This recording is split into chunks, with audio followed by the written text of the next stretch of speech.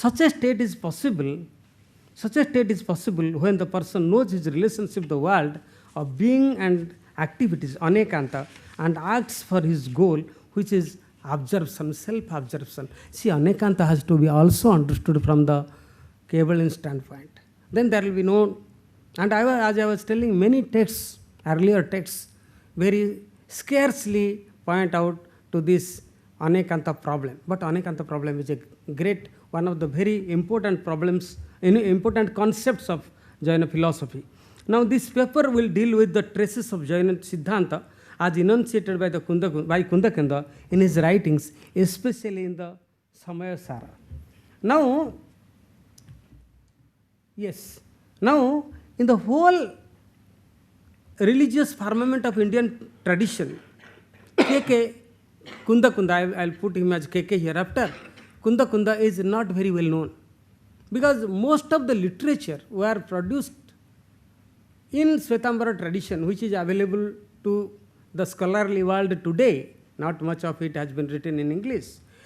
Does not write about Kundakunda. I will give many examples. One of the examples is recent 4 volumes published from Madras, I think, and from Delhi also, by Hastimal Jain, which does not find a single mention about Kundakunda.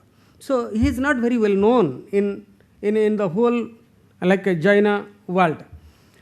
Now, especially in the only known to the Digambara school and Digambara world, long after the preceptors like Mahavira passed away, and a few doctrinal splinters appeared in the school in its theory and practice. It was Kundakunda who attempted to cement the gap between the schools and brought out the universalistic implications of Jainism.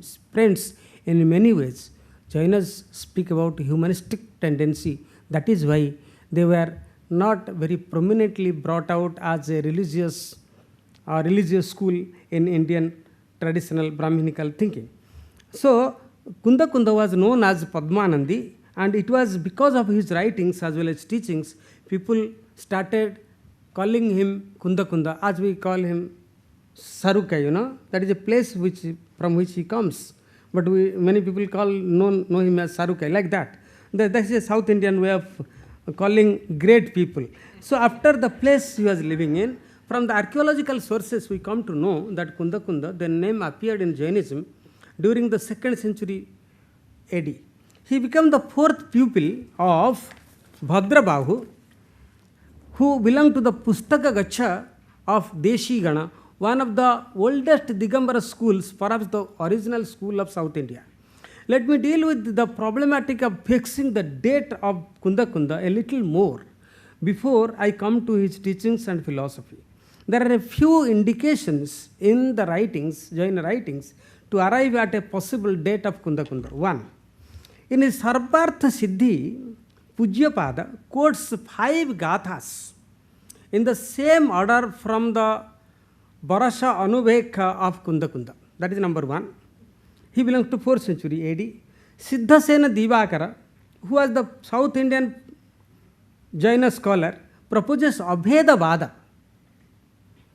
between Jnana and Darsana for a Kebalian, whereas Kundakunda proposes Yugapad Vada. See, Yugapad Vada, the happening simultaneously. One is unity, another is simultaneity in his Niyamasara. So, what I would like to say is, this Yugapad Vada is a little earlier Vada, which Ramanuja takes up later. That bhakti can be mixed with jnana, and still that can be the cause of source for liberation. But it was there earlier, which Shankara criticizes. Shankara talks about the Abheda Vada. So this is like Kundakunda's, this Yugapad Vada places him, so he criticizes the Abheda Vada in Niyamasara. So it shows that he was before Siddhasena Divakara. Now inscriptional evidence mention Uma Swati as a successor of Kundakunda, who also was known as Gridhra Pucha, vulture feather, using the vulture feathers instead of Mayura Picha, the Swami was using yesterday the peacock feathers. So he was using vulture gridhra picture. So what I want to say is, like, he belonged to a older tradition. And there is mention of Kundakunda as an initiator of a tradition called Kundakunda and Vaya, having many acharyas before in the line of Kundakunda. So he started a parampara called Kundakunda parampara. So so the fifth is the Kundakunda refers to a tradition of Jainas, those who wear cloths. He did not talk about Svetambaras. He talks about Vastra Dharaka. So that means he must have been an earlier preceptor who was before the solidification of schools as Svetambara and Digambara. The Uma Swati does not mention Kundakunda's name is one of the major reasons for fixing a later date as attempted by European scholars. See, the European scholars say that Uma Swati has not mentioned he belongs to 3rd, 4th century, and he has not mentioned about Kundakunda, therefore Kundakunda must be later. And that is one of the basis for accepting as a success for us. So my point is, Kundakunda's writings were in a different style than that of Uma Swati. Uma Swati was writing sutras. And in writing sutras, you don't have scope for writing the names of the previous authors.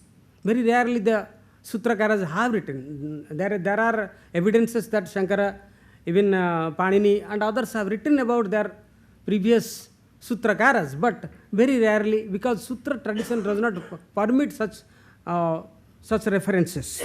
He preached the gospel of Bhagavan Mahavira and wrote, traditionally they say he has written 84 original texts. The Jaina order lost much of its popularity due to internal friction and subsequent division into Digambara and Svetambara schools, having clear division in their doctrines and teachings. As a result, their differences grew further apart during the time of Kundakunda, who found Jainism at the lowest ebb of its existence and felt the need to rejuvenate it. His works were not meant to justify the divergent views between the schools, but an attempt to retain the pristine teachings of the previous masters, transcending the trivial differences. Let me tell about the trivial differences a little. During 3rd century BC, the Jaina preceptors got divided into 2 schools. The Digambaras, as you know, is a space-clad, and the Svetambaras, white-clad. But Kundakunda writes that Vastradharin. He does not write about Svetambaras. Like that word does not occur in Samayasara. And like in any of his writings, there is no such reference at all in Samayasara. The famous Jaina saint Bhadrabahu and some monks returned from Sravanavelgola to Pataliputra after the end of 12 years of famine. When they reached Pataliputra, they noticed 2 significant changes that has taken place among the ascetics of Magadha during their absence, under the leadership of Acharya Stulibhadra. In the first place, the rule of nudity was relaxed and the ascetics were allowed to wear a white cloth. Secondly, the sacred books were collected and edited in the council of Pataliputra in their absence, in which they found some inconsistencies. As a result, the group of returned monks did not accept 2 changes introduced during their absence by Acharya Stulibhadra, and eventually the Jaina religion split up into 2 schools, and the final split in the Jaina tradition occurred in 79 to 89 AD, perhaps just before the advent of Kundakunda. The concept of renunciation remained to be the most controversial point of difference, and there was no noticeable disagreement in any other teachings of Mahavira. This is the moot cause of the split. His original teaching can be summed up in 3 basic points, Mahavira. I make 3 points to sum up his teachings. 1, non-absolutism. 2nd, doctrine of karma. 3rd, non-violence. Dealing respectively with the nature of reality, the relation of the matter and spirit, and 3rd, the path of liberation. ahimsa. In daily practice also, there are a few differences, including the manner of going out, collecting alms, manner of blessings, etc. The philosophical differences between the groups mostly affected monks and nuns. According to Svetambaras, the 19th Tirthankara was a woman. A reference to that was given by the professor now. Svetambaras hold that Mahavira was married, where the Digambaras are of the opinion that he did not marry. The Digambaras sadhus lead the life of ordinary ascetics, living in seclusion, whereas the Svetambara sadhus move from place to place.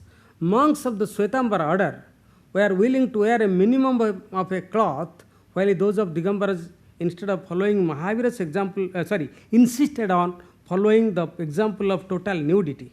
To them, discarding the clothes symbolized the absolving or cutting away of all bondages to the world. The spiritual liberation of women has been a matter of great controversy between the two major schools of Jainism. The Digambaras maintain that the soul which has attained perfection, such as saints, ascetics, should cast off everything, including their clothes, and